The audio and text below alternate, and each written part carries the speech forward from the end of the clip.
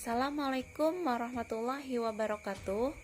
Perkenalkan, nama saya Dwi Alpiah dan teman saya Ermayanti. Kami adalah peserta Latsar CPNS dari Kabupaten HST Angkatan 23 Kelompok 3. Nah, pada kali ini kami akan sedikit menceritakan potret wajah Indonesia saat ini yang kita rasakan.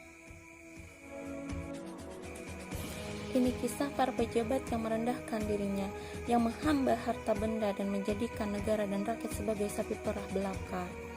Saat kita mulai menahan diri untuk melakukan hal ini itu, berapa politikus yang pejabat yang malah tetap bernafsu untuk nodong sana sini, ngutil sana sini. Saat kita semua mencoba bertahan di tengah badai, jungkir balik melanjutkan hidup, saat semua para politikus dan pejabat juga tetap berakrobat dengan anggaran. Entah berapa ratus ribu orang yang sudah kena PHK dan usahanya bangkrut, yang menghasilkan merosot. Tapi itu tidak mengurangi nafsu para pejabat rakus yang tidak tahu diri. Menteri Kelautan dan Perikanan bersama beberapa staf khusus dan pejabat kementerian meminta cashback dari setiap benih lobster. Mereka memakai uangnya untuk berbelanja barang-barang mewah, persis ketika kebanyakan dari kita sedang mati-matian memenuhi kebutuhan pokok. Saat banyak orang berkelimpungan mencari ruang perawat, kamar-kamar rumah sakit sudah Wali Kota Cimahi malah memperjualbelikan izin pembangunan rumah sakit. Dan yang lebih gila lagi, para pejabat Kementerian Sosial berikut dengan menterinya sekaligus malah menodong para vendor dengan uang cashback. Mereka meminta 10.000 dari setiap paket bantuan sosial. Paket senilai 300.000 untuk meringankan beban hidup rakyat. Tega-teganya dipotong oleh mereka untuk menikmati diri sendiri. Dan itu dilakukan oleh mereka yang disumpah, mereka yang bernapas lebih mudah di tengah himpitan hidup. Inilah arti kebejatan yang sesungguhnya. Ampun ya Allah.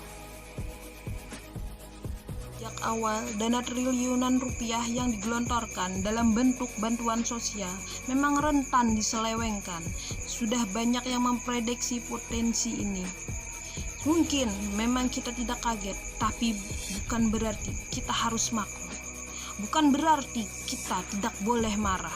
Kasus-kasus korupsi di tengah pandemi membuktikan kompas moral para politikus dan pejabat kita memang sedang berada di titik terendah.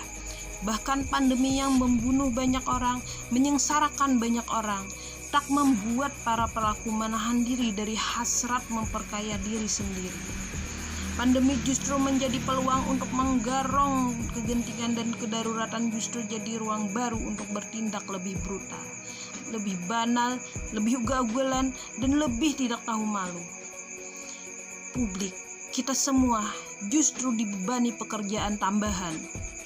Selain harus bertahan hidup, kita justru harus lebih teliti mengawasi kebijakan dan penggunaan anggaran. Tambah capek, tambah pegal, tambah frustasi, tambah pilihannya tidak banyak. Semakin kita apatis, semakin senang mereka menggasak uang negara. Pandemi terbukti melahirkan kebiasaan-kebiasaan baru, kecuali perilaku para politikus dan pejabat kita. Inilah kenyataannya. Sudah sebegitu bangkrutnya moral mereka. Memang kita tidak kaget, tapi sangat wajar dan sangat pantas untuk kita marah. Inilah potret wajah Indonesiaku.